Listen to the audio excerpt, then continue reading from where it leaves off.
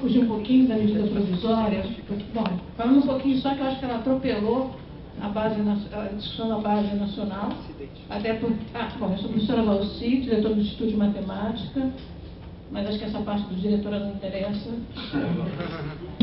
Mas só que para a comunidade aqui entender.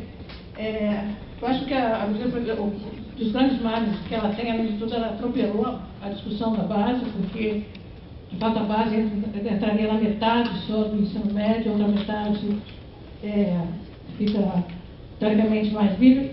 Eu queria discutir mais a questão do ensino médio, né? A evasão do ensino médio, para mim, tem muito a ver com a boa parte do aluno que está no ensino médio não sabe para que o ensino médio serve para ele. Porque, para muitos, o ensino médio simplesmente é uma preparação para a universidade, e muitos dos alunos entendem que o ensino médio, a universidade não faz parte da vida dele. Não faz parte e não fará.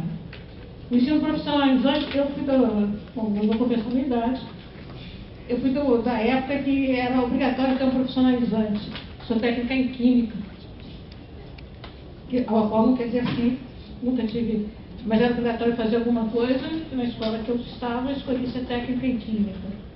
Não me serviu para nada, acho que não serviu para nada dos colegas que se formaram comigo ter feito aquele curso técnico assodado junto com o ensino médio, que não era uma escola técnica. Era uma escola que foi obrigada a ofertar um ensino técnico sem ter sido se preparada para isso.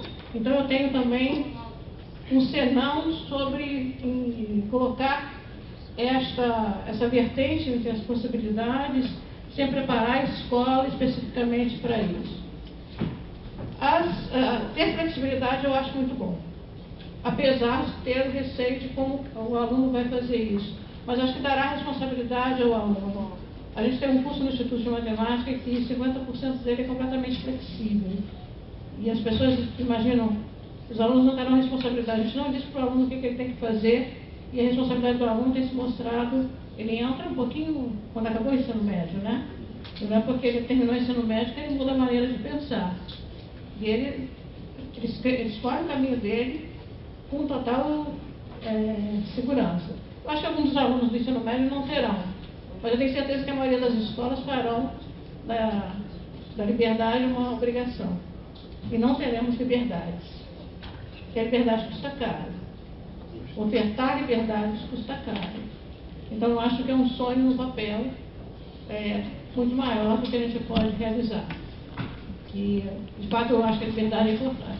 O que eu acho que é bom nessa proposta é mais português e matemática. De fato, isso eu acho importante a gente ter, porque eu acho que a sociedade está precisando, até pelos números que o Ricardo falou. Porque, bom, vou dizer um pouquinho. Para mim, essencialmente é óbvio que o país tem que ser mais letrado em português e matemática. Obrigada, Valci. Eu vou pedir que todos façam, talvez, o bloco de 5 perguntas, acho que nós vamos ter tempo até o segundo bloco. E vou pedir, eu sei que todo mundo, mas assim, a gente tentar ser mais sintético na questão, ou no comentário, para dar espaço para todos os colegas falarem, todos os ouvintes aqui, tá bom? Então, agora... Obrigado a ambos pela exposição da questão. Eu acho que nós temos questões que são consensuais, isto é, que a forma da medida provisória não é a forma com que se deve trabalhar uma reforma do ensino médio. Os atores envolvidos não foram envolvidos nessa forma de trabalhar a reforma do ensino médio. O segundo consenso é que uma reforma do ensino médio é algo extremamente necessário e urgente.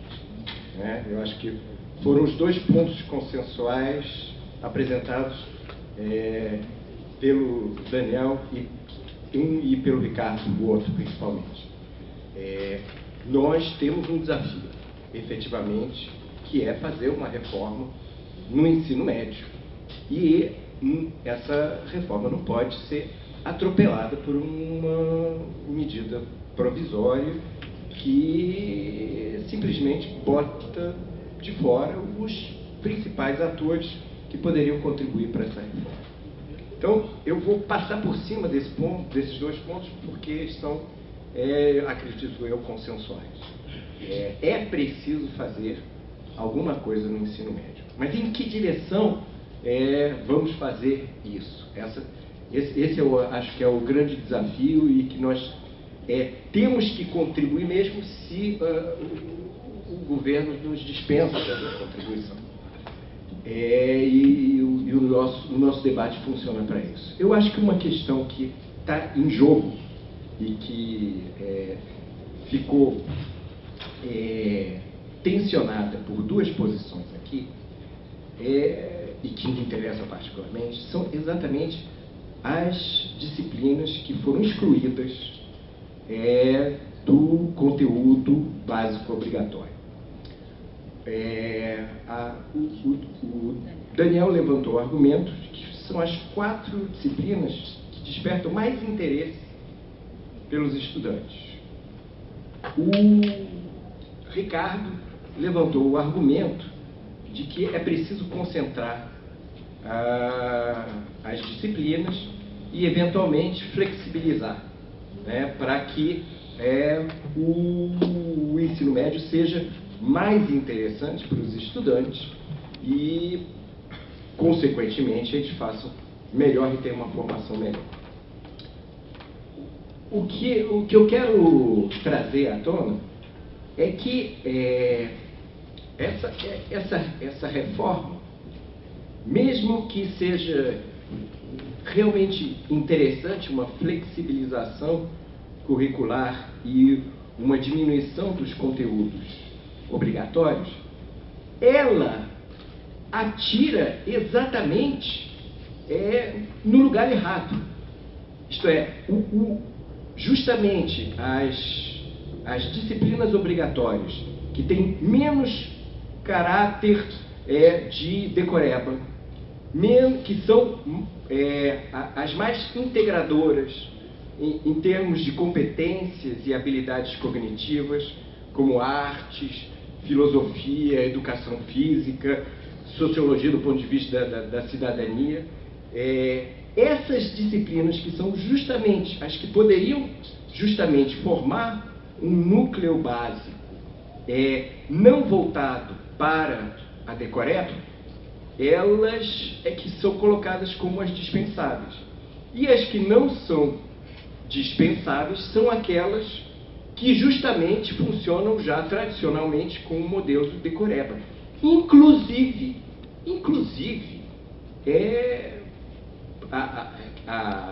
disciplinas que, como disse a minha colega aqui, nós percebemos que são realmente indispensáveis e precisam de uma formação mais forte, como matemática e português. Elas são ensinadas também da forma de decoreba e não da construção de competências. Eu tenho um filho que está com dificuldades de aprender português. E eu acompanho os conteúdos. Eu vou lá e vejo o que ele aprende de gramática no 8º ano. Né? Ele ainda não está no ensino médio, mas está quase. Eu sou um professor, eu trabalho com gramática comparada de diversas línguas, com categorias gramaticais que aparecem do século V a.C. ao século XXI. E eu não consigo ensinar concretamente ao meu filho gramática com as categorias que são do currículo, que são apresentadas como decoreba. Assim, matemática é muito mais fácil até de você trabalhar cognitivamente, mas em termos de habilidade. Mas a gramática do jeito que é ensinada, eu sei que meus alunos de mestrado e doutorado não sabem não entendem nenhuma categoria, nenhuma classe de gramática, que é conteúdo do ensino básico e do ensino médio. Nenhuma, mas eles sabem, no mestrado, no doutorado, escrever bem. Isso é completamente dispensável. E eu sou um especialista, eu trabalho com isso. Eu estou dizendo, isso é uma coisa dispensável, não precisa ser ensinado no ensino médio. Não precisa para ter a competência. Então, por que se atira no lugar errado? Isto é, onde você tem a possibilidade de competências universais mais fortes, são justamente essas disciplinas que são tornadas não obrigatórias, ao passo que se tornam obrigatórias disciplinas conteudísticas e mais formas conteudísticas das disciplinas tradicionais. Eu faço a pergunta a ambos, aos dois, porque eu acho que é uma discussão que a gente tem que levar adiante. Oi, gente, eu sou Fábio, sou professor da Escola Básica há quase 20 anos. Hoje eu volto para a universidade para fazer mestrado em ensino de matemática. Eu queria colaborar com o debate trazendo alguns índices, porque eu ouvi alguns e eu posso rebater de algumas outras formas. Primeiro, que as concepções com as quais ele trouxe o índice é uma concepção que a gente tem que entender que a concepção de educação dele não é a mesma que rola na escola básica. Eu não sei quantos professores de escola básica tem aqui, mas eu estou vendo muita gente de escola básica ser excluído desse debate. E eu me sinto, assim, no dever de falar, por isso que eu me inscrevi. O governo do PMDB em 2014, 35% das escolas de vagas caíram em 35%, enquanto o privado cresceu 22%. Isso é para reflexão. Então, para a gente entender que esse projeto não é de agora, esse tipo de coisa não é de agora. Uma outra coisa, quando se fala de IDEB, não há evolução no IDEB. O IDEB tem tanto tempo e a gente sabe, todas as pesquisas, e a gente volta para a universidade e sabe disso, o ensino-aprendizagem, ele é tão situado que o IDEB ele é tão desconectado da educação. Por exemplo, eu sugiro o IDEB há muito tempo que coloque pelo menos mais um índice para tirar a escola, parece que a escola é desconectada do local. Então, coloca o IDH, porque o IDH responsabiliza o político. Porque o IDEB só responsabiliza a escola. Evadiu, a culpa é da escola, coitado. O cara tem que fazer realmente. E isso é um problema para quem está lá na escola básica. Ouvir isso, para mim, sem brincadeira nenhuma, é quase uma afronta, porque além de tudo eu fui diretor de escola. Então parece que a culpa é minha se o cara saiu. E olha, eu dou aula, sabe aonde? Eu dei aula em vários lugares, tá? Eu dei aula no Alemão, dei aula em Santa Cruz, lá dentro do Rolas de Cesarão, eu dou aula em Bariê, eu dou aula dentro da Vila Operária. Então eu estou falando de locais, assim, né, que o pessoal já ouviu falar. Não preciso explicar mais o que é isso. Então, esses índices, infelizmente, não traduzem o que é a educação básica. Então, ele deveria também estar evoluído, não deveria servir de parâmetro para uma medida provisória, que, aliás, legitimamente, por governo legítimo, faz um tipo de coisa. Com relação aos conteúdos, vou discordar veementemente da Valci. Não acho que as pessoas têm que saber português e matemática. Aliás, pega a Constituição. O ensino fundamental é para a formação do cidadão. Eu não vou formar matemático, não vou formar linguista, né? Vou formar o cidadão. A escola básica, que o ensino médio está agora incluído, o ensino médio, pela Constituição, está lá uma formação voltada para a colocação no mercado de trabalho, mas é uma formação, não é uma formatação. Então, quando eu ouço todas as colocações do Ricardo, desculpa, Ricardo, mas é uma concepção de educação que é o contrário de tudo que o pessoal que está na prática defende. Isso não é uma questão de estrutura, é uma questão, primeiro, de formação de professores, é uma questão de engajamento dos professores. Não vai acontecer. Não vai acontecer, como não aconteceram as outras tantas coisas que tentaram fazer. Porque, de novo, eu estou vendo nossa discussão não passar por quem vai tentar implementar isso, que é a escola básica. Assim, eu estou olhando, eu estou vendo quantas pessoas aqui estão na escola básica. Essa discussão devia ter alguém aqui, não sei, de repente, do sindicato dos professores estaduais, falando sobre isso. Ou eu posso, como eu sou representante de lá, posso falar desse sentido. Mas nós estamos excluídos dessa discussão. É só para levantar essas reflexões, porque a medida provisória por si só já é ilegítima, entendeu? Para a gente. Então, qualquer coisa que se fale em defesa dela não vai ser implementada, por mais que seja uma coisa boa em termos de ir lá na ponta do iceberg, né? A gente quer a mesma coisa que a melhoria do ensino médio, que a gente vai ter que fazer. A gente vai ter que fazer, mas tem coisas que a gente não pode desconectar a escola de tudo que envolve os alunos que estão nela lá e os profissionais que lá estão. Então, envolve informação, envolve IDH do local, envolve muita coisa. A escola não é um ser solitário e isolado do mundo. Obrigado. Boa noite. Meu nome é Rafael, sou professor do IFRJ e doutorando da UFRJ. Bom, a minha pergunta vai mais no sentido exatamente dos institutos federais, né?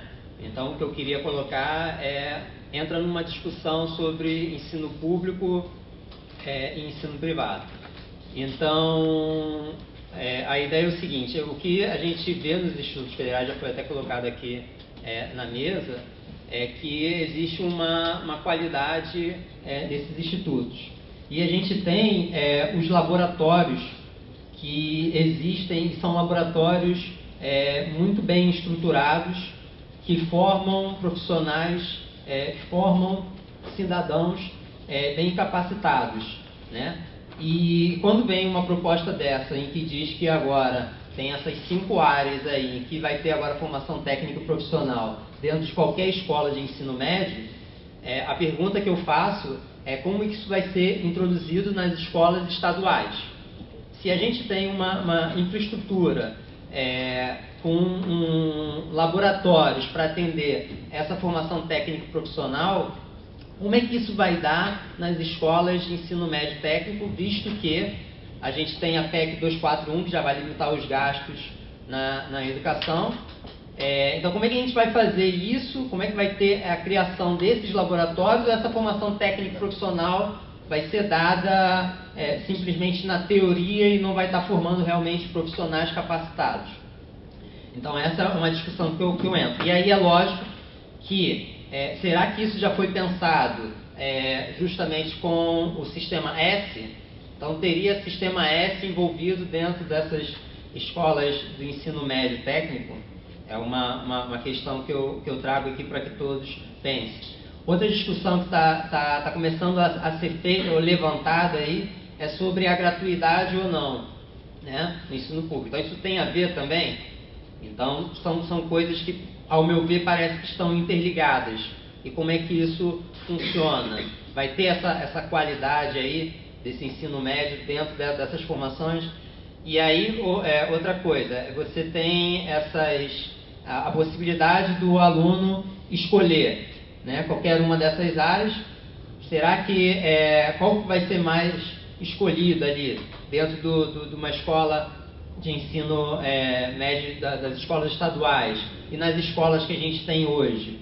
Como é que isso vai ser feito? Como é que vai se dar essa relação? Então, essa é a pergunta que eu coloco para todos aqui na mesa. Obrigado. Boa noite a todos, boa noite à mesa. Falar depois da mesa e de outras provocações é um pouco difícil também, e eu vou tentar sintetizar aqui um pouco o que eu estou querendo emitir. Primeiro é assim, que a gente tem um tempo, né? Gaudêncio Frigoto, ele já falava um tempo atrás, eu vi umas 2 palestras dele falando que um dos nossos erros é a gente esquecer que a gente morre, né? E que as crianças crescem e que a gente vira adulto. Então a gente está em tempo de discussão e daqui a pouco 20 anos se passaram e a gente está discutindo, né? Em 1988, ano da Constituição Federal, o Brasil estava lá, Acre virando estado, Tocantins se dividindo em 2 estados, né? Tocantins, Goiás se dividindo e formando Tocantins. E eu estava na 5ª série, né? O atual 6º ano de ensino fundamental. E eu ficava pensando assim, Brasil, colônia de Portugal, e meu nível de abstração era o seguinte, né? Um mundo, uma correntezinha e o outro mundo menor, né? Então, assim, a gente tem que pensar mesmo nessa forma de currículo, né? E pensar rápido, porque a gente cresce, né? E nesse mesmo ano de 1988, eu trabalhava, né? Eu vendia mariola na pista para poder ajudar a sustentar a família. Eu sou doutoranda da UF, faço... meu objeto de estudo é regime de colaboração, embora você não tenha falado, não tenha falado sobre ele assim com o nome, mas citou, né, artigo 211 da Constituição Federal. Então, a reforma a medida provisória, a reforma do ensino médio, que nos remete?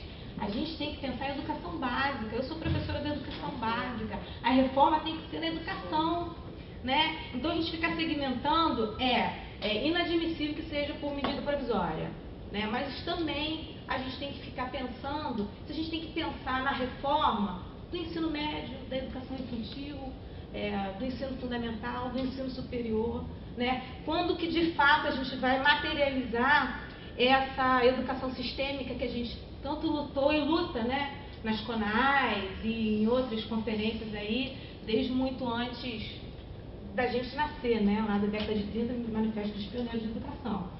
Então, a gente tem que pensar, eu trago essa provocação, né? Teria outras coisas para falar também, mas eu sei que o tempo é muito limitado, da gente pensar no tempo que a gente tem para pensar, porque a gente nasce, a gente cresce, a gente morre, a gente está pensando, e a educação ela está fazendo isso, e as crianças estão aí. Então, se a proposta é socioconstrutivista e interacionista, porque você falou isso também, né? Mas que a gente também tem que ter uma noção de orçamento e financiamento por trás, porque senão a gente não consegue colocar uma educação que não vai pensar por disciplina, mas vai pensar por construção de aprendizado, né? de saber. Então, aprender a aprender, proposta de projeto, e nas discussões da base comum, nacional comum curricular, já tem se falado sobre isso também, nas versões que ela vai se aprimorando. Não estou aqui defendendo ou atacando a base, mas nessa discussão que vai se aprimorando, já foi colocada essa questão também, né, de como que a gente vai pensar o currículo, não só do ensino médio, nem só da educação básica, mas de toda a educação de forma sistêmica e de forma que faça, né, a gente reconhecer que o processo de ensino é um, o processo de aprendizagem é outro, e a gente tem um tempo, né? Porque a gente é criança, daqui a pouco adulto, daqui a pouco a gente morre. E continua discutindo, tá? Então é a provocação que eu queria fazer aí também. O Ellerson, boa noite, né? Meu nome é o Ellerson, eu sou professor de educação básica, sou professor do Cefet. Fiz mestrado e doutorado na área de educação matemática, hoje estou fazendo pós-doutorado. Então, primeiro eu queria dar a contribuição do meu ponto de vista, enquanto da área de educação matemática, enquanto professor de educação básica, e depois eu queria deixar uma pergunta. Primeiro, só uma provocação, enquanto professor de uma escola técnica, a superficialidade com que se fala sobre educação profissional, nessa medida provisória, é uma superficialidade absurda, porque a demanda do ensino técnico é demais complexa. Eu não sou professor de disciplina técnica, mas a gente tem diversas vertentes, diversas nuances que implicam diretamente na evasão. Muitos alunos evadem por conta do ensino técnico. Às vezes ele entra porque ele quer ensino propedêutico de qualidade, ele enxerga, eu dou aula na periferia, dou aula em Nova Iguaçu, ele enxerga que naquela escola ele vai ter possibilidade que não tem fora dela, e ele quer ascensão, ele não quer ser mão de obra, sabe, como elite a vida toda. Ele está lá porque ele também quer acesso à universidade, ele acha que ele vai ter essa possibilidade lá, e muitas vezes ele se desilude com o técnico, seja por cada idade, e muitos não, muitos vão para o mercado de trabalho. A gente teve agora o integrado, né, que mudou toda a estrutura do ensino técnico no Cefet pelo Brasil afora, que é uma coisa que ainda está se discutindo muito o ensino integrado, que uma das coisas que eu ouvi que basicamente, ao invés de ter duas matrículas de ensino médio e ensino técnico, uma matrícula única, eu vi muitas pessoas das escolas técnicas defendendo porque iria salvar a escola técnica, porque eu não estava formando técnicos. As pessoas iam para a escola técnica para ter um ensino propedêutico de qualidade. Mas sem fazer juízo de valor sobre essas coisas, eu só estou querendo falar de nuances que são demais complicadas para ser falado numa educação técnica. Enfim, esse é só um ponto. Outro ponto que eu queria, de fato, marcar a posição é o ponto sobre matemática. Eu acho que, de verdade, é muito importante ter português e matemática, isso ser obrigatório. Acho que é muito importante as pessoas serem letradas em português e serem letradas em matemática. Sobre português eu não sei falar muita coisa, mas sobre matemática, a questão é que matemática é que a gente quer que as pessoas sejam letradas. Porque De fato, a gente tem um aspecto cultural do ensino da matemática é muito relacionado à enciclopédia e ao algoritmo, como na gramática. E a matemática, eu acho, é muito importante as pessoas saberem, ela não converge com a exclusão da filosofia, pelo contrário. Será muito mais complicado eu desenvolver a matemática, eu acho, é relevante, eu acho isso é uma opinião numa boa parte da educação matemática, vou tomar essa apropriação para dizer isso. Eu acho que será muito mais difícil a matemática, eu acho, e é relevante para o meu aluno, sem filosofia.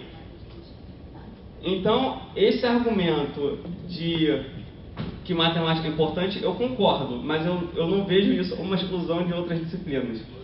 Tá? Então, isso é só uma questão de demarcar uma posição. E, a respeito da minha pergunta, é a seguinte, eu vim para cá hoje, muito essa coisa, sabe, de tentar ouvir uma defesa e uma coisa contra, assim, sabe, eu vim contra e eu vim a favor. De fato, parece ser difícil de defender esse negócio. Não parece ser fácil. Não parece ser fácil. O que eu ouvi, na verdade, o que eu ouvi foi uma defesa assim, a gente precisa ter uma reforma. Isso me parece que foi uma coisa muito clara na sua fala. Eu posso não ter entendido as nuances e tudo mais. Entendi também que tem um pano de fundo do que você entende que é essencial na reforma. Esse pano de fundo pode parecer, esse pano de fundo aqui, tá na medida provisória, sabe? De ter flexibilidade, assim. Mas o que eu queria escutar diretamente, assim, de ti que de repente veio do lado, não ao lado de bater, não. Que de fato essa proposta, considerando esse pano de fundo convergente, ajuda, e você colocou que é importante de reformar no ensino médio. Porque pode ter sido uma limitação minha. Eu não consegui perceber na sua fala o que de fato essa medida provisória contribui para o que você acha que é importante. Então, assim, é uma provocação mesmo, uma coisa bem direta, assim, sabe? Mas tem alguma coisa que dá para aproveitar nesse negócio? Assim? É isso. Obrigada. E Maurício, e depois a gente passa a palavra. Vou falar um pouco, Thiago. Meu nome é Maurício Fabião, sociólogo, mestre em Ciências pelo UERJ, na coordenação colegiada da Comiteria da Campanha Nacional pelo Direito à Educação e sou professor da Rede Estadual de Educação do Rio de Janeiro. E duas questões. Uma é o seguinte, na escola pública existe ainda uma educação muito bancária, que dificulta o prosseguimento do aluno e provavelmente é o que facilita essa evasão no primeiro ano, como você colocou, Ricardo. Explica assim, porque o aluno cansa da educação bancária e ele sai. Porque ele quer dialogar, como você colocou, Daniel colocou por 16 anos, ele já tem capacidade de dialogar, e quando ele ele vê a oportunidade de dialogar e não dialoga, ele sai. E nas escolas particulares de qualidade, na elite, existe uma educação mais dialógica, o que faz o aluno refletir. Então esse é um ponto que qualquer medida provisória, essa não, claro, mas qualquer transformação na educação básica tem que considerar. Outra questão é a questão que eu vejo diretamente no colégio que eu trabalho. No colégio que eu trabalho tem 3 turnos. Eu adoraria que tivesse 3.000 horas por ano. Mas como fazer isso num colégio de 3 turnos?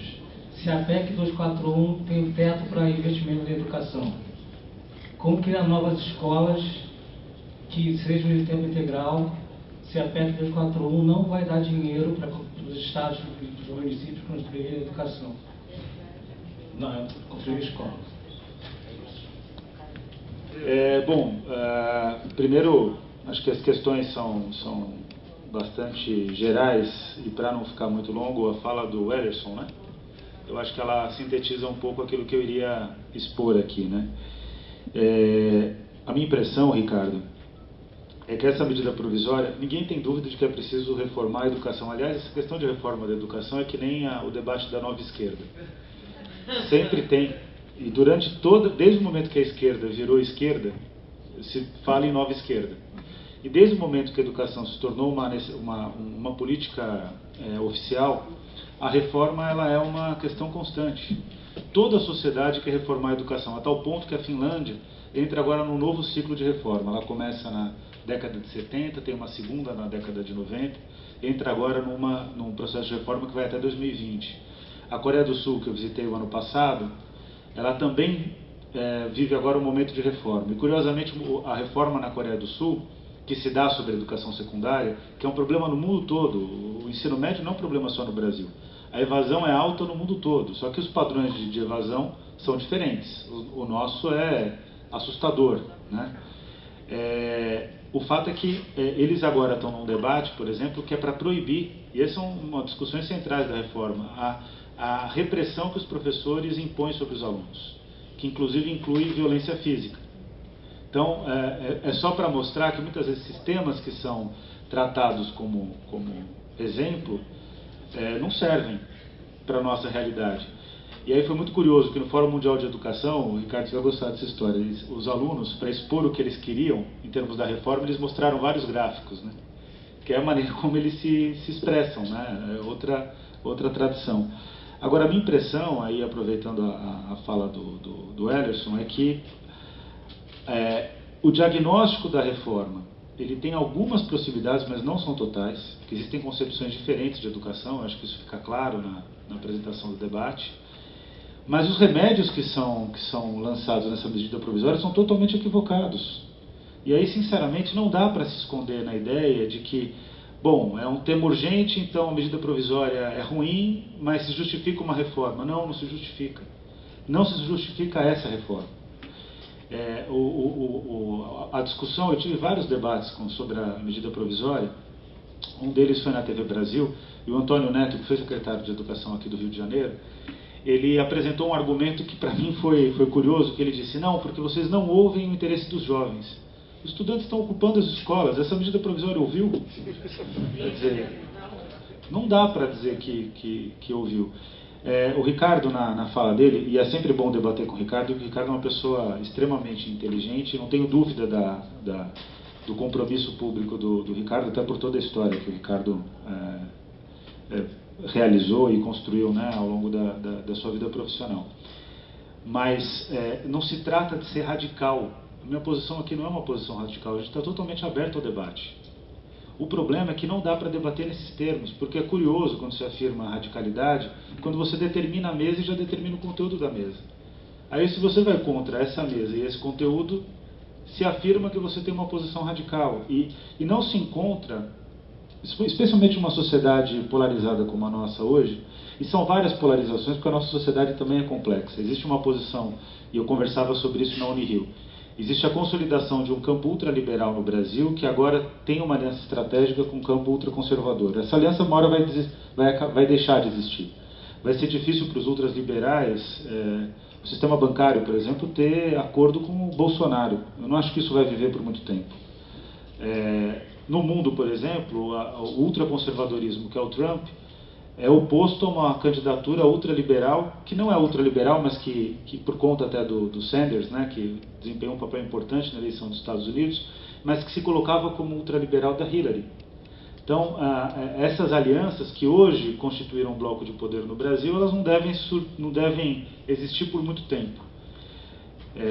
O duro é que enquanto elas existirem, você tem PEC 241, você tem medida provisória do ensino médio, você tem uma série de medidas.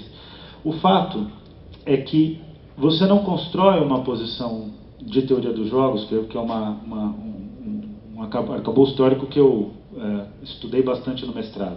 Você não constrói uma posição de cooperação, que é a preocupação da teoria dos jogos, acreditando que se tem que optar por um caminho do meio. Porque nessa medida provisória não existe caminho do meio. Ela já impossibilita o debate no seu nascimento. E aí eu acho, Ricardo, que a sua preocupação em relação à flexibilidade, a flexibilidade é um valor de toda reforma educacional no mundo. Tem sistemas de ensino, como o finlandês, que apresentam a flexibilidade no ensino fundamental, né? Só para retomar uma questão estrutural do sistema jurídico da LDB, da doutrina jurídica da LDB, a LDB já é flexível. Caso contrário, não existiria escola Waldorf no Brasil. Já existe uma flexibilidade. Os sistemas de ensino poderiam atuar sobre flexibilidade, mas eles não quiseram, e o CONSED, com apoio de diversas fundações empresariais, e não estou dizendo que é o caso do Instituto Unibanco, não sei, inclusive eu não sei se é ou não, imagino que não, espero que não, inclusive. Mas com apoio de diversas fundações e institutos empresariais, constrói uma medida provisória que ela é inflexível e que é orientada ao Enem, que é um equívoco pedagógico do tamanho do mundo, porque não dá para dizer... Tem vários consensos na educação brasileira, um deles é que o IDEB não é sinônimo de qualidade, e o Enem não é um bom exame, né? Então, o que eu sinto é que muita gente apoia essa medida provisória simplesmente para dizer que influenciou uma política pública, como se isso fosse um objetivo. Não é o caso do Ricardo, mas tem várias instituições que fazem dessa maneira. Apoiamos a medida provisória porque a gente quer influenciar a política de ensino médio, como, por exemplo, tem uma instituição, que é a Fundação Maria Cecília Souto Vidigal, que eu tenho uma boa interlocução, que apoia o Criança Feliz, porque acredita que o Criança Feliz vai mudar a situação da primeira infância, desconstruindo a creche. Então, tem que ter no debate público brasileiro mais responsabilidade sobre as medidas e tem que ter mais ciência sobre aquilo que se está debatendo. A medida provisória não tem sustentação estrutural, vai criar um problema no transporte escolar e, na minha opinião, eu deixei claro isso na audiência pública, ela mais desorganiza do que organiza. Então, esse debate está sendo feito de maneira irresponsável no Brasil. Por sorte, nós temos uma sociedade mais complexa do que o que o governo Temer imagina e que vai travar a medida provisória na sua implementação. Só que o recurso do Fundeb não vai ter travado. Então, a concentração de recursos no ensino médio ela vai acontecer, porque é a única medida obrigatória da medida provisória. Então, eu não vou conseguir responder as perguntas, porque a gente já tem que ir embora, né? já está encerrado, já está encerrado o nosso tempo. Mas o que eu queria deixar o convite aqui para o Ricardo é que o debate franco não significa evitar polarizações em que o primeiro ponto da polarização foi o estabelecimento dessa medida provisória. O debate franco é, na realidade, discutir concepção de educação, concepção de ensino médio, compreender que tem um plano nacional de educação que tem que ser respeitado. E é curioso que tem entidades que defendem o plano nacional de educação, mas que acham que a medida provisória é algo ótimo, que inclusive está justificado no plano. Não está, não se encontra. Eu conheço o plano de cor e salteado, porque eu participei da construção. Então, eu sinceramente acho que a educação é séria demais para ser tratada com amadorismo. E essa medida provisória é uma medida amadora, que é afirmada dentro de um contexto de um governo que eu considero, e a comunidade internacional também considera ilegítimo, e que me surpreende a necessidade desse governo de querer acelerar todas as pautas. Porque talvez ele acabe amanhã, né? Só que o prejuízo para a sociedade brasileira vai ser de difícil desconstrução. Então, esse eu acho que é o recado, e a fala dos professores mostraram, inclusive, que a educação básica tem que se pronunciar, né? Eu achei ótima Só uma coisa, Fábio. A gente não pode investir numa contraposição entre conteúdo e formação cidadã. Isso é uma coisa que eu sei que você o 205, o artigo 205 da Constituição que você trouxe, né, a base da sua fala 205, ela inclusive ele deixa claro que a formação cidadã depende da apropriação, por exemplo, da matemática. Só para deixar claro que ele falou, não entendeu, a intenção não era essa, a intenção é o contrário. Sim. É justamente não estar polarizado para ser mais matemática, é para ser, como a Elsa falou, que matemática é. Exatamente. E assim, tem várias maneiras de se trabalhar conteúdos da matemática, inclusive não precisa ser em aulas de matemática necessariamente. Isso depende de um professor melhor formado, né? Mas como estava dizendo a Carmen aqui, para encerrar, um professor com boa formação, ele resolve qualquer problema, né? Então, evitar a agenda de formação dos professores e evitar uma agenda que envolva os professores no debate e os formadores de professores no debate de uma reforma é um erro tremendo que mais uma vez se repete no Brasil. A gente já viu essa história na década de 90. Eu não tinha ideia do que era essa história, porque eu era aluno na década de 90 e isso traz um sentimento muito ruim, né, de que a gente achava que estava avançando e está avançando menos do que imaginava. Mas, de qualquer maneira, a gente está sempre aberto ao debate. Foi um prazer ouvir o Ricardo, as posições dele. É um prazer também ouvir o plenário. Eu agradeço mais uma vez o convite da UFERJ para a gente debater sinceramente.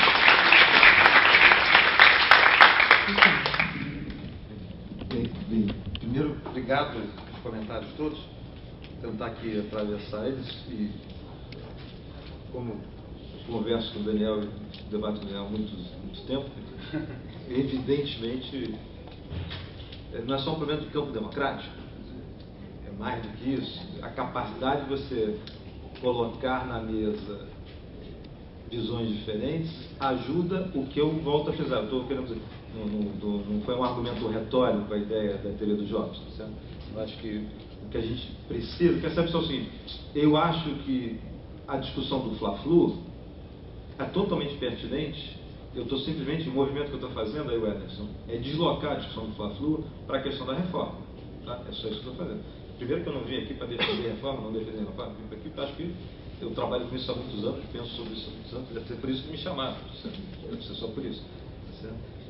Então, a questão chave é a seguinte, e eu espero que tenha deixado, eu fico muito confuso quando alguém acha que o meu argumento é confuso, então me deixa, é a coisa que mais me deixa perdido. Então, porque, se eu primo por alguma coisa, é tentar ter clareza sobre os argumentos e sempre ser polêmico em qualquer circunstância, certo? Eu não tenho nenhum problema com isso. Então, é o seguinte, o que eu acho que está em jogo sobre a medida provisória, tá, é que ela é um procedimento, esse é os dois acordos que o Fernando destacou, tá, totalmente inconsequentes, tá, e o meu medo, que eu exemplifiquei com duas imagens, que é essa dela, a solução de escanteio, ou de jogar o bebê com a água do banho, tá, é que aí eu sou mais cético e mais radical que o Daniel, esse que é o ponto, desse ponto de vista, certo?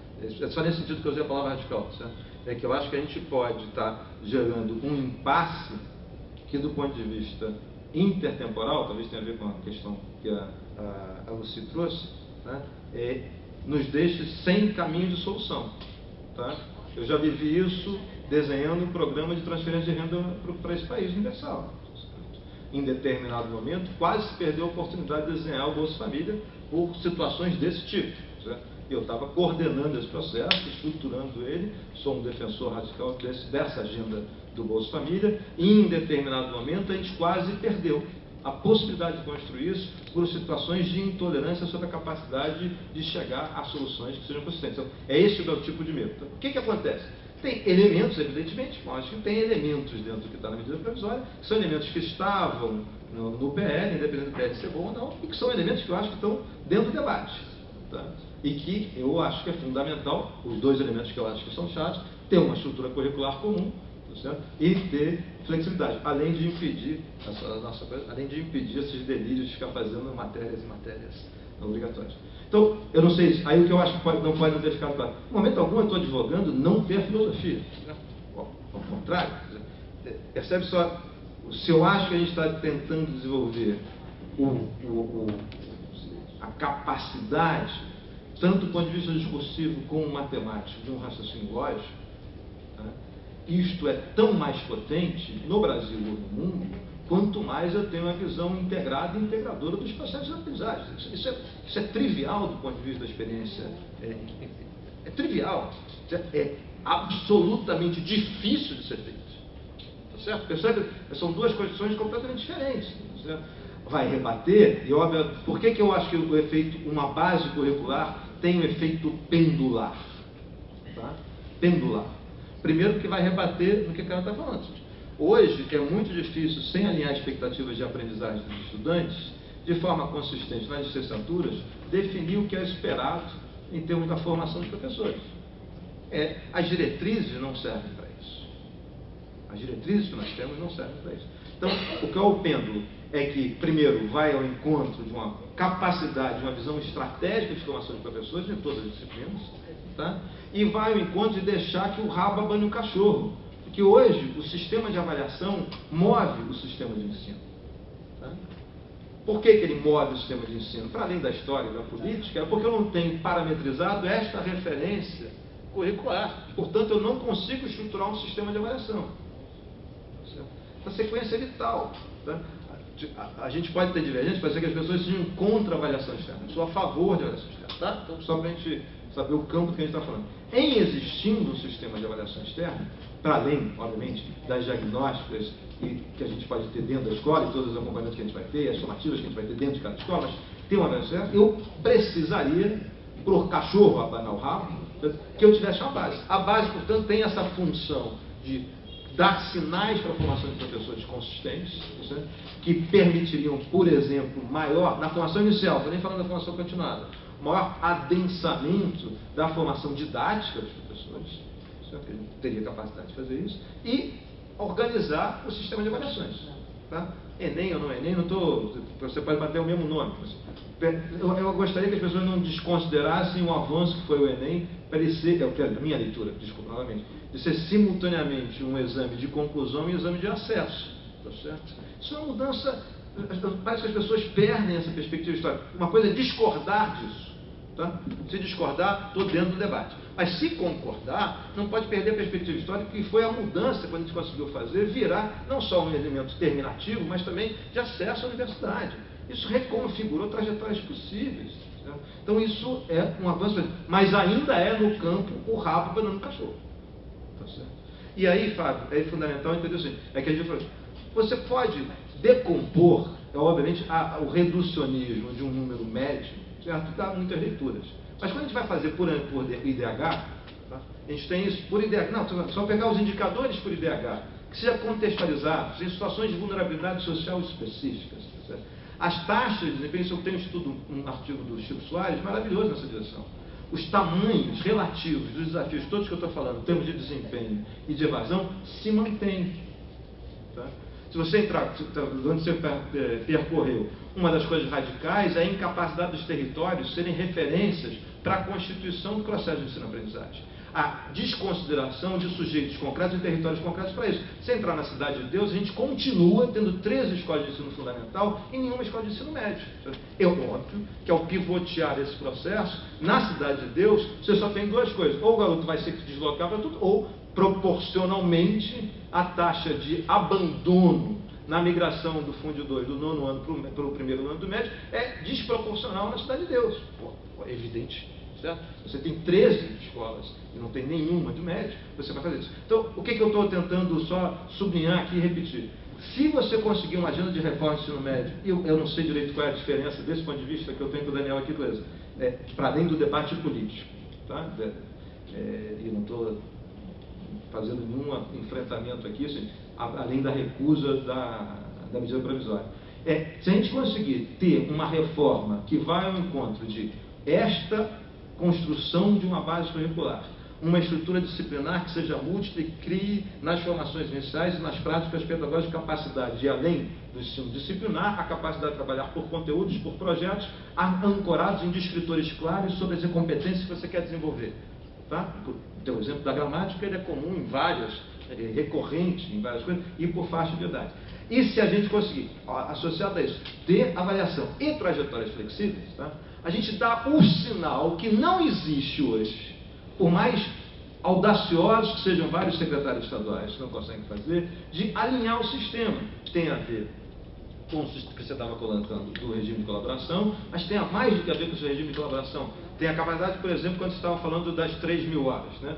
A capacidade de você olhar para territórios e território passar a ser referência da política educacional. Que, se vocês olharem só a cidade do Rio de Janeiro, a divisão da cidade do Rio de Janeiro, administrativa, desculpa aqui, não quero falar muito, de educação, é diferente da divisão administrativa da saúde, que é diferente da divisão administrativa da assistência social. Evidentemente, não existe da política pública nenhuma capacidade do gestor fazer coordenação intersetorial e saber que a vulnerabilidade, do ponto de vista do desempenho, em termos da escola, daquela menina que está numa família, que a renda é garantida pela previdência da avó, tem um menino vinculado ao tráfico, a irmã dela é grávida e ela não está conseguindo desempenhar, você não entender que esta agenda se dá para além do espaço da escola, você não entende o que é política pública.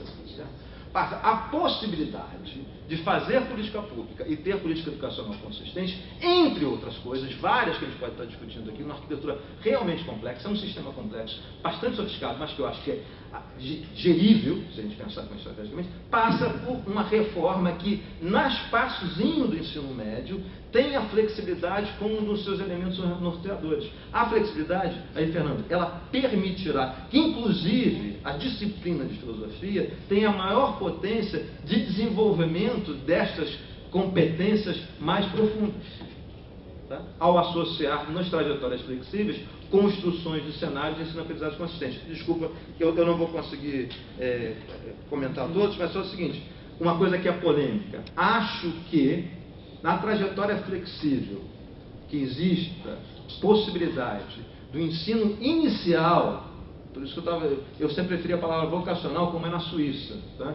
Mas ensino inicial técnico profissionalizante, não se confunde em momento algum que nessa escola regular, que vai dar um diploma de ensino médio regular, você tenha alguma possibilidade de confundir isto, que é uma trajetória técnico profissionalizante, com o que uma politécnica consegue entregar como um IFET ou um CEFET. É óbvio que isso é um gradiente radicalmente distinto dos percursos formativos do técnico profissionalizante. E você deve ter bons IFETs e bons CEFETs, como em qualquer lugar do mundo. Se você pegar a Europa como referência, você pegar a França como referência, mas será para alguns.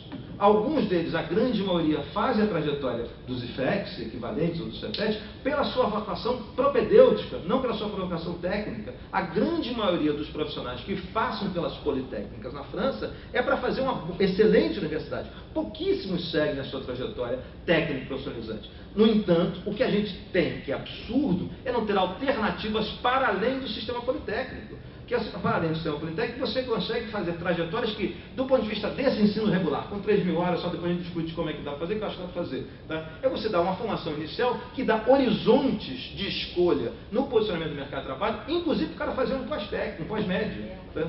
E até para fazer depois, se você quiser, um tecnólogo. Ele não precisa. Se ele quiser, fica, mas você dá um diploma que tem valor e alguma competência associada para além daquela que seria estritamente acadêmica.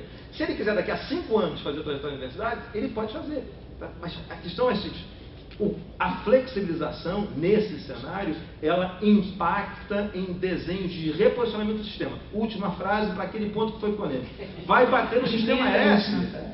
Vai bater no sistema S. Não dá para perceber só a perversão do desenho do sistema S com a forma de financiamento. Ela tem que ser enfrentada como desafio de sociedade, mas tem que ser enfrentada pelo aquilo que foi ocultado do sistema S, que é o seu percurso formativo.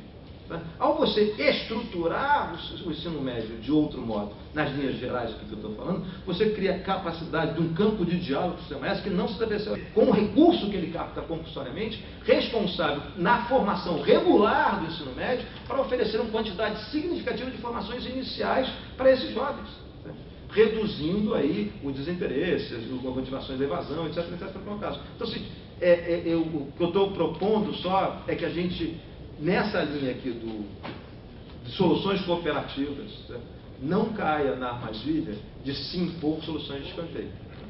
Essa agenda, ela será, em várias áreas, mais cara do que a gente tem hoje. É evidente. Um ponto que não foi colocado aqui. O que é, se você tentar entender as diversidades dessa sociedade e, sobretudo, a complexidade do ponto de vista étnico-racial, não só você tem que ter boa etnomatemática, que é um programa de formação dos professores para lidar com filosofia e trabalhar com matemática, mas você precisa entender que regiões de baixa densidade demográfica precisam de um tipo de aporte sistêmico com regime de colaboração estruturado diferente. Custa mais caro uma escola boa em regiões de baixa densidade demográfica, por definição. No entanto, sem essa reestruturação do ensino médio, isso não é plausível. Porque você não tem nenhum sinal sistêmico que incentive esse processo. Custa mais caro você dar conta de você ter num território, numa grande favela como o Alemão, mesmo na Maré, com 3 escolas de ensino médio, que devia ter a conta de 6 a 7, você tendo aquela escola, você conseguir ter uma visão de território e sim, não há nenhum problema ter escolas físicas, unidades físicas, mais especializadas numa trajetória do que em outra. Se eu estou permitindo a flexibilidade para eu ter uma escolha de um campo principal e um campo secundário, eu posso preferir, se o sistema estiver regulado e se a mobilidade estiver assegurada, ir para a escola A, se eu tenho a opção B, ou ir para a escola B. Garantido naquele território e garantido que você... Se não tiver uma reforma na direção que eu estou falando, isso que eu estou provocando a vocês, não é possível o sistema funcionar. A política pública não funciona. Ela gera esta situação de impasse, em que continuamos tendo o que temos hoje. Algumas escolas são excelentes, vários dos professores são maravilhosos, a grande maioria é dedicada, no entanto, a capacidade de se transformar em resolutividade do ponto de vista da performance dos meninos é muito baixa. E a gente fica num vaticínio que ou é já aquele que tinha um processo de integração social anterior, que lhe faz um percurso educacional esperado, ou simplesmente a adequação para um pequeno segmento daqueles que entram na escola pública. O problema de democratização desse campo e de massificação dele com qualidade implica rupturas na direção que eu estou propondo, acho.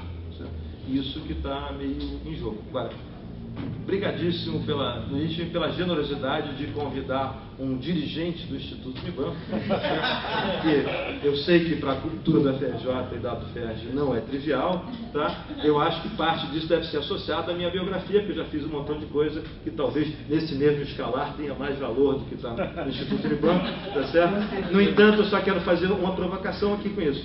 É importante a gente ter uma outra discussão, tá? E aí só, Carmen, para a gente colocar. O que é, numa sociedade tão desigual como a nossa, a responsabilidade sobre o espaço público. E é o que eu estou provocando vocês, faz parte da minha decisão de ter ido ao encontro trabalhar no Instituto como eu trabalho, que é o espaço público neste país, sequer de forma substantiva enfrentar a desigualdade, não pode ficar se ater exclusivamente aos espaços governamentais. Tá certo? E esta questão é estratégica para a redefinição de uma agenda que esteja, acho, sintonizada com o parâmetro da equidade. O jogo de enfrentamento das desigualdades que eu jogo não é o jogo da igualdade, é o jogo da equidade. Ele é muito mais duro. Tá certo? E para isso, acredito, só estou propondo para uma outra rodada, que esse espaço público não pode ser estritamente governamental. E a gente tem que saber como construir ele. Tá? Mas muito obrigado.